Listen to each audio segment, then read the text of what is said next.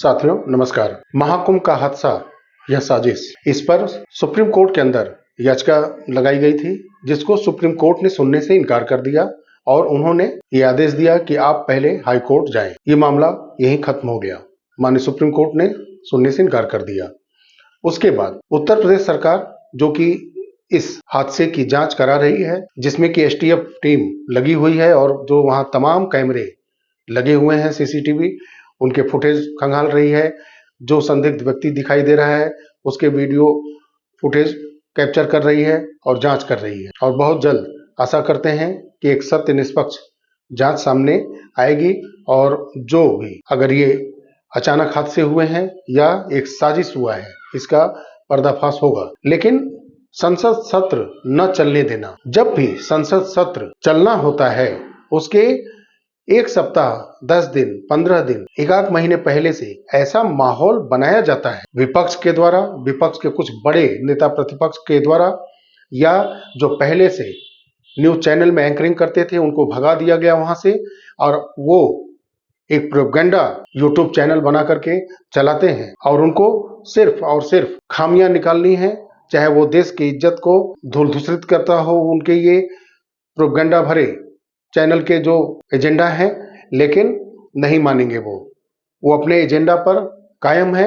और एक चीज मैं ये भी कहूंगा कि उनको देखने वाले व्यूज भी मिलियंस में आते हैं, क्योंकि कहीं ना कहीं जो लोग हैं देश के अंदर, काफी लोग ऐसे प्रोपेगेंडा करने वालों को लाइक करते हैं, बेहद पसंद करते हैं, जबकि उनको भी सोचना चाहिए। क्यों सोचना चाहिए, मैं इस वीडियो में क्लियर करता हूं कि जो प्रोपेगेंडा पिछले कुछ महीनों या वर्षों से चलाया जा रहा है उसकी कड़ियां मैं इस महाकुंभ के हादसे से लेकर के संसद के अंदर किए जा रहे विरोध के साथ ही मैं जोड़ूंगा। आपको याद होगा पिछली बार अडानी अंबानी का नाम लिया गया था। हिंडनबर्ग की रिपोर्ट पर चर्चा कराने के लिए संसद सत्र को बहुत ही ज्यादा बाधित किया गया था। आप जानते हैं कि 1.5 करोड़ रुपए के आसपास प्रति घंटे खर्च गिरता है संसद सत्र चलते समय, और इनको चिंता नहीं है क्योंकि इनका पेट तो भरा रहता है। इनके सैलरी, इनके पेंशन, इनकी वीवीआईपी सुविधाएं परिवार के साथ सब मिलनी है, संसद चले या न चले। इनका वॉकआउट करना इस बात को दर्शाता है कि अगर सरकार काम करना चाहती है, बिल लाना चाहती है, उसको पास कराना चाहती है, तो ये होने नहीं देंगे। और इसलिए नहीं इस बार किया जा रहा है क्योंकि जेपीसी में जो वक्फ बोर्ड अमेंडमेंट बिल है वो लगभग क्लियर हो चुका है। वो विधान के पास नया अमेंडमेंट बिल जा भी चुका है और वो सरकार इस सत्र में पेश करके उसको क्लियर भी करा सकती है, पास भी करा सकती है, वो एक्ट लागू कर सकती है। इसलिए ऐसा माहौल बनाया जा रहा है कि संसद चलने ही न पाए और धीरे धीरे वॉकआउट करते रहिए और देश के टैक्स पेयरों का पैसा उड़ाते रहिए, क्योंकि उनका तो कुछ बर्बाद होगा नहीं, लेकिन हर संसदीय क्षेत्र का जो सांसद है, जो कि क्वेश्चन आवर में अपनी बातें, अपने क्षेत्र की बुनियादी सुविधाओं को पूर्ण कराने के लिए अपनी बात वो क्वेश्चन आवर में रखेगा, उसको भी ये रखना नहीं चाहते और सबका यही प्रोपेगेंडा फैलाना और वॉकआउट करना, काम नहीं होने देना है। ना अपने क्षेत्र के विकास के लिए सांसदों को वहां क्वेश्चन आवर में अपनी बात रखने देना है, सिर्फ प्रोपेगेंडा करके संसद का वॉकआउट करना है। याद होगा आपको, हिंडनबर्ग का नाम मैं फिर ले रहा हूं, हिंडनबर्ग, जिसमें कि देश के उद्योगपति का नाम आया था और उसमें कई चीजें कई बार उजागर की गई, लेकिन आप जानते हैं कि हिंडनबर्ग खुद एक दिवालिया हो चुका है। अब जो चीजें ये कराते गए वो धीरे धीरे नष्ट होता गया या वो सत्ता से हटता गया, बेदखल होता गया। याद होगा एक प्रोपेगेंडा और कनाडा का, जस्टिन ट्रूडो का, वो भी इस्तीफा देके जा चुके हैं। जो बाइडेन अमेरिकन राष्ट्रपति, जिनका सत्ता परिवर्तन हो चुका है, वो भी अब सत्ता में नहीं है। तो जो विपक्ष के नेता प्रतिपक्ष के बड़े नेता हैं जो कि विदेशों में जा करके ऐसे जगहों पर बैठ करके यूनिवर्सिटीज के अंदर भारतीय विरोधी प्रोपेगेंडा का नाम लेते हैं, भारत के उद्योगपतियों का विरोध करते हैं, भारत का विरोध करते हैं और साथ ही में सिख समुदाय के पगड़ी से जोड़ करके, कड़े से जोड़ करके, लोकतंत्र के, जो कि अब भी स्वच्छ लोकतंत्र है, सारे लोग सब अपनी बात कह सकते हैं, उस पर सवालिया निशान किया जाता है। इंडियन स्टेट को ही वो खत्म करना चाहते हैं, नया इंडियन स्टेट अपने मन मुताबिक तैयार करना चाहते हैं। ये सारे मैं नाम इसलिए ले रहा हूं, जॉर्ज सोरस से भी आप संबंध देख लीजिए इनका, जिसको कि बांग्लादेश के अंदर सत्ता परिवर्तन करा के जॉर्ज सोरस और उनके पुत्र वहां जाते हैं और वहां बिजनेस डील होती है। एक ऐसी वामपंथी मानसिकता है, एक ऐसी कांग्रेसी मानसिकता जो कि देश हित से ज्यादा देश का पैसा बर्बाद करना और झूठा प्रोपेगेंडा कायम करना और संसद सत्र चलने से कुछ दिन पहले से इसको शोर करना, शराबा करना सड़क पे और संसद को न चलने देना, ये इनका षड्यंत्र ही है सीधा सीधा। ये कड़ियां मैं इसलिए जोड़ रहा हूं, हिंडनबर्ग हो, पेगासस हो, जस्टिन ट्रूडो कनाडा के पीएम का प्रोपेगेंडा फेल हो गया, खालिस्तानी मानसिकताओं का प्रोपेगेंडा फेल हो गया, देश के उद्योगपतियों को नीचा करने का इरादा और ये प्रोपेगेंडा इनका फेल हो चुका है। अमेरिका के अंदर सत्ता परिवर्तन होने के बाद वहां बैठ करके जो नेटवर्किंग बना था, वहां बैठ करके भारत विरोधी बयान देना, वो भी इनका अस्थाई यूनिवर्सिटी के अंदर जाकर के भारत विरोधी गतिविधियों का बयान देना और प्रोपेगेंडा चलाना, वो भी सत्ता परिवर्तन के साथ ही फिलहाल में रुक गया है। जॉर्ज सोरस ऐसे लोग के साथ मीटिंग अरेंजमेंट इस समय बंद है, कोई मुद्दा नहीं मिला। मणिपुर धीरे धीरे शांत है, वो भी मुद्दा हाथ से निकल चुका है। तो बचा क्या? विश्व का अब तक का सबसे बड़ा धार्मिक आयोजन जो भारत के प्रयागराज में हो रहा है, उसमें माहौल बिगाड़ना, साजिश करके वहां पर लोगों की जिंदगियां लेना और उनके लाश पर राजनीति करना, ये चाहते हैं अब संसद में, क्योंकि इनकी पहले की सारी गतिविधियों का प्रोपेगेंडा का पोल खुल चुका है, पर्दाफाश हो चुका है। सारे लोग या तो सत्ता से बाहर हैं या वो दिवालिया हो चुके हैं, इनका सारा कुछ बेनकाब हो चुका है। तो ये इस समय इनके पास कोई ऐसा मुद्दा सामने आया ही नहीं। तो मुझे ये लगता है कि वो कड़ियां मैं इस कड़ियों से इसलिए जोड़ रहा हूं कि ये सारे चीजें ये छुपा करके रखते हैं, ठीक उसी तरह से छुपा करके रखते हैं जैसे जगजीवन राम बापू जी के बेटे का सेक्स स्कैंडल इन्होंने छुपा करके रखा था और ठीक उसी समय चुनाव के समय उसको उजागर किया ताकि जगजीवन राम बाबू जी की छवि धूमिल हो और वो चुनाव में हार जाए, उनका कद नीचे चला जाए। ठीक उसी तरह से ये काम करते आ रहे हैं कुछ महीनों व वर्ष पहले से, जो कि संसद सत्र चलने के पहले ये उजागर करते हैं, संसद में शोर शराबा करते थे और वॉकआउट कर जाते थे। इनके सारे प्रोपेगेंडा का जब हवा निकल चुका है तो इनका कोई मुद्दा बचा ही नहीं है और इसीलिए ये इस देश के सबसे बड़े धार्मिक आयोजन में इतने करोड़ों लोगों के आस्था से, श्रद्धा से भरे आयोजन में इन्होंने ये, मुझे लगता है कि ये साजिश है, इसका जांच के बाद पर्दाफाश होगा ये, और ये किया गया ताकि इसको अब संसद के अंदर मुद्दा बनाया जाए और इसको मुद्दा बनाया भी जा रहा है।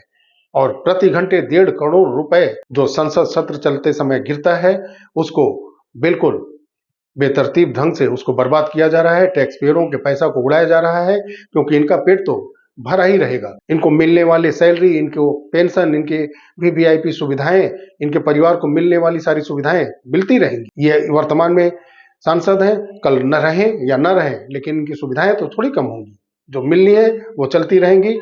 टैक्स पेयरों का पैसा बर्बाद हो चाहे रहे, इनका प्रोपेगेंडा चल रहा है, ये सारे प्रोपेगेंडे इनके फ्लॉप हो चुके। लेकिन जब कुछ नहीं बचा तो ये सही कहा है कुमार विश्वास जी ने, जो गिद्ध की तरह मंडरा रहे थे, ऐसे माहौल बना रहे थे कि ऐसा कुछ हो, तो वो गिद्ध अब लाशों पर राजनीति करने के लिए कुंभ का नाम ले रहे हैं। मैं मानता हूं इसकी जांच होनी ही चाहिए। सुप्रीम कोर्ट भी सुनने से इनकार कर चुका है, हाई कोर्ट में यह मामला चला जाए और एसटीएफ टीम इसकी जांच कर रही है। बहुत ही जल्द सारे वीडियो फुटेज, सारे जो संदिग्ध व्यक्ति दिख रहे हैं उनके वीडियो क्लिप एसटीएफ खंगालेगी और सच्चाई से रूबरू कराएगी देश को। और जो वहां प्रत्यक्षदर्शी हैं जिन्होंने बताया है कि कुछ गुंडे टाइप के लोग आए और सीधे महिलाओं के शरीर को कुचलना शुरू किया, ढकेलना शुरू किया, गिराना शुरू किया गया सबको, और भागो भागो भगदड़ मच गई है, ऐसा माहौल बनाया गया।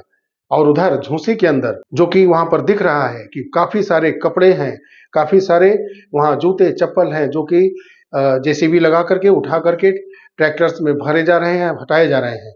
तो अब लाजमी है, आप समझिए कि जहां लाखों लोग खड़े हों, भगदड़ के माहौल जैसा स्थिति बना दिया जाए और लोग भागना शुरू करेंगे, तो कोई भी अपना कपड़ा, बिस्तर, चप्पल लेकर के नहीं भागेगा। वो सिर्फ सारे सामान वहां छोड़ेगा, अपनी जिंदगी बचाने के लिए वो दौड़ के भागेगा वहां। और वहां से लोग भाग गए, जो नहीं भाग पाए वो कुचल गए लोगों के पैर के नीचे। और जो पूरे देश के जो बड़े चैनल हैं, इलेक्ट्रॉनिक मीडिया है, जिनके की पत्रकार देश में कोने कोने हैं, वो झूसी को नहीं दिखा पाए। और 12-1 बजे के बाद जो घटना होती है उसको वही बड़े चैनल उजागर करते हैं सबसे पहले कि वहां भगदड़ मची है, वहां पे कुछ कैजुअलिटी है, दर्दनाक घटनाएं हुई हैं। तो वो झूसी कैसे छोड़ सकती है? तो क्या वहां पर कुछ खास तरीके से साजिश किया गया और कुछ खास ऐसे सिर्फ चैनल को ये पता था कि वहां पर ऐसे हादसे कराए जाएंगे हल्दीराम स्टोर के पास में। पहले उनको पता चलता है, उनके जरिए पता चलता है उन खास तरीके की यूट्यूब चैनल चलाने वालों को जो पहले न्यूज मीडिया में थे और वो फिर भगा दिए गए। आज वो यूट्यूब चैनल चला रहे हैं, पहले उनको झूसी के बारे में जानकारी मिलती है। और जो देश के और ऐसे बड़े बड़े चैनल हैं उनको सिर्फ त्रिवेणी संगम के पास की जानकारियां मिलती हैं, झूसी की जानकारी नहीं मिलती है। जबकि पूरे महाकुंभ में सभी बड़े चैनल के, देश के हो विदेश के हो, सभी के एंकर मीडिया जो कर्मी हैं वो फैले हुए थे, रिपोर्टिंग कर रहे थे अपनी। सब में साजिश है। कभी ऐसा भी होता है कि सरकारें इसको बेनकाब करना ही नहीं चाहती हैं, ज्यादा स्थितियां खराब नहीं करना चाहती हैं। इसका सीधा सा एजेंडा होता है वोटिंग। वोटिंग सबसे बड़ी चीज है, क्योंकि हो सकता है कि कड़ियां अगर जोड़ते हैं वो विपक्ष के साथ जुड़ती है तो कभी कभी वो उल्टा न पड़ जाए। लेकिन मैं उम्मीद करता हूं कि स्पष्ट जांच हो। एसटीएफ टीम जो जांच कर रही है वो देश के सामने सच्चाई को उजागर करे, और अगर कोई दोषी निकलता है तो उसके विरुद्ध कार्रवाई होनी ही चाहिए। अगर ये प्रशासन की नाकामी होती है, ये एक हादसा होता है, तो उसमें प्रशासन अगर जिम्मेदार है तो उसको भी उजागर करना चाहिए, देश के सामने आना चाहिए।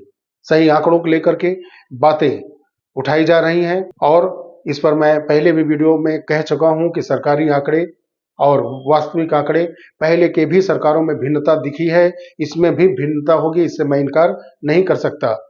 और जिस भगदड़ को दिखाया जा रहा है कि भीड़ भागती है, ये भगदड़ की भीड़ है।